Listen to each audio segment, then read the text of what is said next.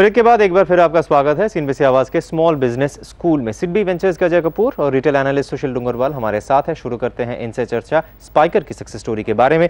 यहाँ पर सबसे पहले डूंगरवाल साहब आपसे जो समझना चाहूँगा मैं, हमने देखा यहाँ पे एक बहुत ज़बरदस्त आइडेंटिफिकेशन ऑफ अपॉर्चुनिटी की गई है। लॉन्ड्री से जब उन्होंने देखा कि कोई लोकल या नेशन वाइड जीन्स ब्रांड नहीं है, डेनिम वेयर ब्रांड नहीं है, वहाँ पे एंट्री ली गई। इसे कैसे देख रहे हैं? नहीं, डेनिम वेयर ब्रांड्स तो थे बट इंडियन ब्रांड काफ़ी कम थे in the mid 90s and working on the opportunity and the expertise available, in-house expertise available on the washing and the chemical of the net which he was doing once upon a time.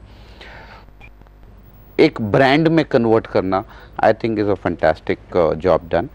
He was always open to change and I think that is very important when you look at creation of a brand or a entrepreneur. और ये जो opportunity identify करना, ये usually आपके आसपास जिस field में आप है उसी फील्ड में अगर आप कोशिश करें तो ज़्यादा जल्दी है, ज़्यादा अच्छी तरीके से मिलना पॉसिबल है? नहीं, अपॉर्चुनिटी कहीं से भी मिल सकती है एंड उसको सही टाइम पे परखना और उस पे थोड़ा सा रिसर्च करके, internal research, not a formal research, I would say internal thinking या थोड़ी सोच लगा के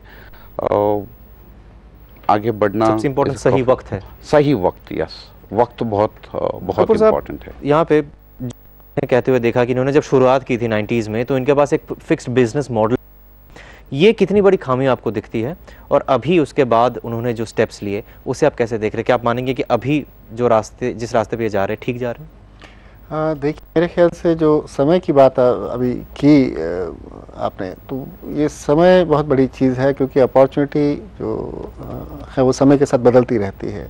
तो हम कोई भी बिज़नेस का आइडिया लेके चलें, वो आइडिया निश्चित है कि समय के साथ बहुत परिवर्तित होगा। ब्रांड एक इन्होंने इंट्रोड्यूस किया और वो एक निश सेगमेंट के लिए, एक ख़ास तबके के लिए कि मैं यूथ ब्रांड एक इंट्रोड्यूस करता हूँ, उसके साथ ही इन्होंने अपना इमेज भी है। तो आपकी कोर जो एक्टिविटी है, कोर की क्षमता है, वो ब्रांड हो गई है।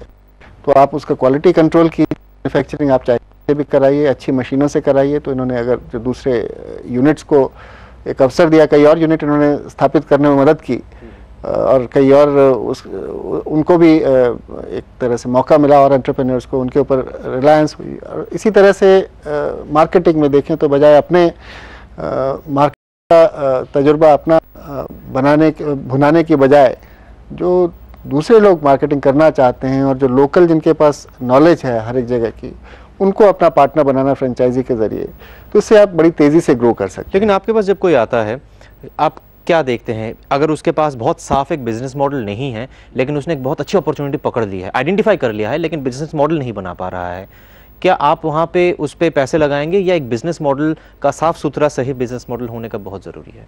अगर बिजनेस मॉडल में परिवर्तन होता है तो परिवर्तन समय के साथ ज़रूरी है, जैसे मैंने पहले कहा। लेकिन इसका मतलब ये नहीं है कि जब इन्होंने बिजनेस शुरू किया होगा तो उस समय इनके पास स्पष्ट नहीं रहा होगा मैं क्या करने वाला हूँ, सिर्फ उसमें तब्दीली करते गए।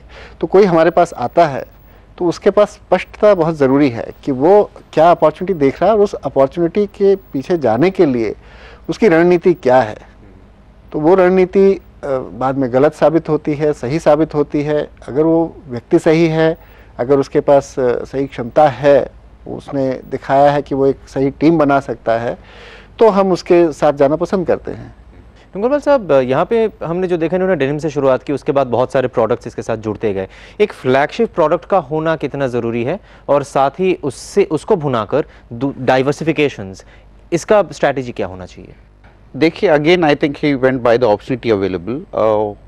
ही नोज, उनको पता है कि डेनिम उनकी खासियत है, तो डेनिम को उनको उतना ही उन्होंने उसमें कमजोरी नहीं लेके आई, बट एड ऑन्स जिसको बोलते हैं, ताकि कस्टमर जब शॉप करने के आए डेनिम्स पे ही नहीं रुके, या कॉटन्स में भी अगर टॉप्स चाहिए या शर्ट चाहिए, क्रॉस प्रमोशन और क्रॉस मर्चेंडाइजिंग जिसको कहते हैं, वो उन्होंने बहुत खूबी किया।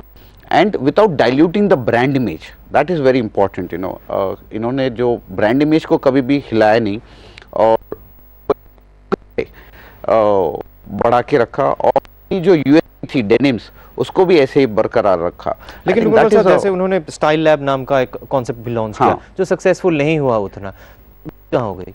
nahi, see, that is an experiment again. I think I would appreciate that experimentation because जब उन्होंने स्टाइल लैब बनाया था तो उसमें नेल आर्ट बनवाया था, उन्होंने हेयर ब्रेडिंग उसमें डाला था, काफ़ी कुछ उन्होंने एड-ऑन्स दिया था कस्टमर को, saying that if you need a change over of your personality, not only of your wardrobe, you know, then you come to us.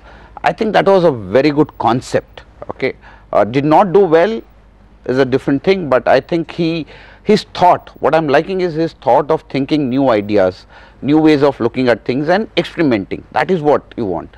And as an entrepreneur, जो 3 खास चीज़ें चाहिए थी वो मुझे उनमें बहुत खुल के दिखी. एक था विजन, कुछ बन के दिखाने की, 2 was फोकस उस विजन पे, और 3 was passion to achieve that vision. ठीक है, मतलब अगर सक्सेसफुल ना भी हो सब कुछ, फिर भी एक्सपेरिमेंट करना ज़रूरी है, लेकिन सबसे बड़ा मुद्दा पैसे का भी रहता है. कहाँ से आएंगे पैसे, स्पाइकर को कहाँ से पैसे मिले, इस पर चर्चा करेंगे इस ब्रेक के बाद.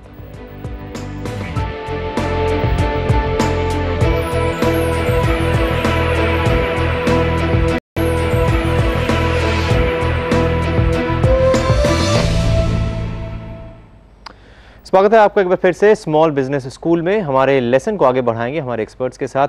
यहाँ पर कपूर साहब, आपसे जो समझना चाहेंगे, इनके स्टोरी को देख के जो पता चला कि 2007 में आके इन्होंने वेंचर फंडिंग के बारे में सोचा और तब ये गए एविगो पार्टनर्स के साथ, वहाँ से पैसे लिए.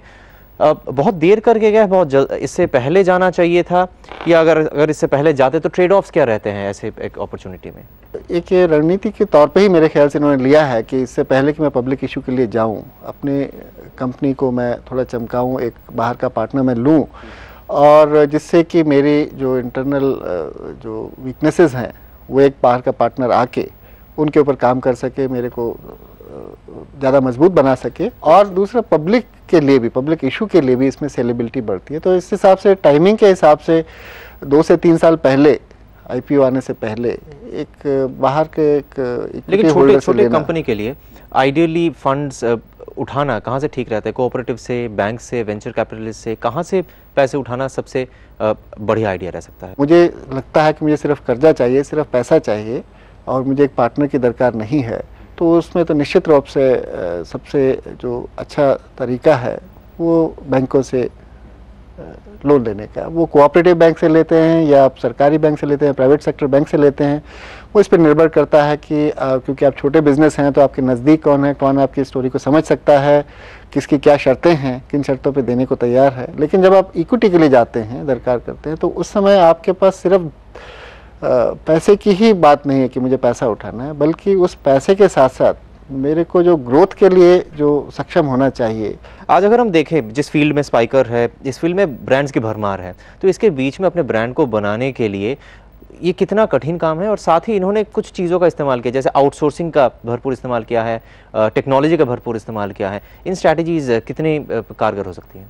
देखिए, फर्स्ट ऑफ ऑल तो जो डेनिम सेक्टर है उसमें इतनी ब्रांड्स हैं. आज मेरे अंदाज से तकरीबन 3,500 ब्रांड्स इंडिया में अवेलेबल है, इंडियन ब्रांड्स.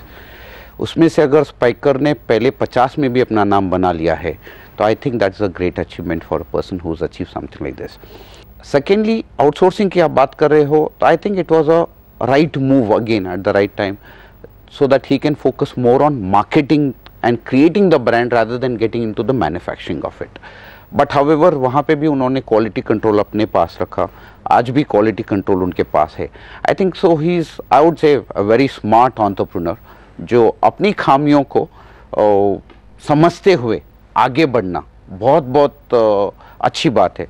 काफ़ी लोगों में ये क्षमता नहीं होती है कि अपनी खामियां को समझे. अगर आज किसी को भी एंटरप्रेन्योर बनना है तो ये बहुत अच्छी तरह से समझ लेना चाहिए कि अगर मैं गलत हूँ तो मुझे अपनी गलती मान लेनी चाहिए, उसमें कोई ईगो नहीं रखना चाहिए. और जो लोग ये कर पाते हैं वो ऐसी सक्सेस स्टोरी बन जाती हैं. ठीक है कपूर साहब, यहाँ पर हम देख रहे हैं कि 155 करोड़ का इनका टर्नओवर है. अगला टारगेट इन्होंने रखा है 300 करोड़ का टर्नओवर.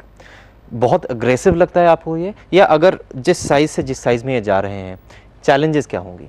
जब हम प्राइवेट इक्विटी लेते हैं तो एक ऐसा क्षण है कि जब मैं सोचता हूँ कि मुझे 40-50% या छोटी ग्रोथ से बढ़ के बहुत बड़ी ग्रोथ में एक मल्टीपल्स में जाना है कि मुझे 5 गुना 10 गुना बढ़ना है, तो उसमें अगर मैं खाली बैंक का लोन लेता हूं और उसको मैं परस्यू करता हूं तो एक तो उससे बैंक जो है थोड़ा सशंकित हो जाता है कि एक कंपनी जो इतने साइज़ की है अब इससे 5 गुना साइज़ पे, उसको जोखिम काफ़ी बड़ा लगता है और उतना बैंक उतना कर्जा नहीं देगा। तो अब इन्होंने निश्चित रूप से काफ़ी बड़ी अपॉर्चुनिटी देखकर इन्होंने प्राइवेट कैपिटल अविको से लिया है। जिस स्थिति से हमारा रिटेल सेक्टर बल्कि इंडियन कंज्यूमर है, तो अपॉर्चुनिटी तो वाकई काफ़ी बड़ी है। चैलेंजेस? तो चैलेंजेस नए किस्म के चैलेंजेस इनको फेस करने पड़ेंगे, क्योंकि ख़ास तौर से 2 चैलेंजेस इसमें बड़े हैं। क्योंकि दोनों तरफ हम जब मार्केटिंग साइड पे भी और सोर्सिंग साइड पे हम पार्टनर ले रहे हैं कि मैं मैन्युफैक्चरिंग दूसरे से करा रहा हूँ, तो वो उसमें मेरा मैन्युफैक्चरिंग का मार्जिन प्रेशर में नहीं आना चाहिए। आज जो स्थिति है, एक्सपोर्ट का स्लो डाउन होने से, अपैरल का स्लो डाउन होने से मैन्युफैक्चरिंग कैपेसिटीज़ अचानक काफ़ी बढ़ गई है या बढ़ी हुई महसूस होती है। तो इसलिए उसमें जो प्रेशर है प्राइस पॉइंट का वो उतना नहीं है, आगे हो सकता है कि ये उनको महसूस हो। और दूसरा इसी तरह से जो सेलिंग साइड है, जो फ्रेंचाइजी पार्टनर है, अगर आप बहुत ज़्यादा तेज़ी से फ्रेंचाइजी बढ़ाते हैं और अगर वो फ्रेंचाइजी मुनाफा नहीं कमा पाते या उनका जो रिटर्न ऑन इन्वेस्टमेंट है नहीं मिल पाएगा, तो वो फिर इनके ब्रांड को पुश नहीं कर पाएंगे। तो मेरे ख्याल से ग्रोथ से कहीं ज़्यादा ब्रांड को सुरक्षित रखना, बढ़ाना, वो बहुत ज़्यादा इंपॉर्टेंट है। ठीक है, तो ये थी स्पाइकर की कहानी। यहाँ पर आपके लिए टेक अवे ये है कि फोकस अपना रखिए, ग्रोथ पर ज़रूर ध्यान रखिए, लेकिन क्वालिटी के साथ किसी किस्म से कॉम्प्रोमाइज़ करके नहीं। बहुत शुक्रिया कपूर साहब आपका हमारे लिए आज वक्त निकालने। डूंगरवाल साहब आपका भी बहुत बहुत शुक्रिया हमारे लिए वक्त निकालने के लिए। आज के शो में इतना ही। हम आपको ऐसे ही मंत्र बताते रहेंगे हमारे इस शो में, तो स्मॉल बिजनेस स्कूल में आना भूलिएगा नहीं। अगली क्लास तक हमें दीजिए इजाज़त। नमस्कार।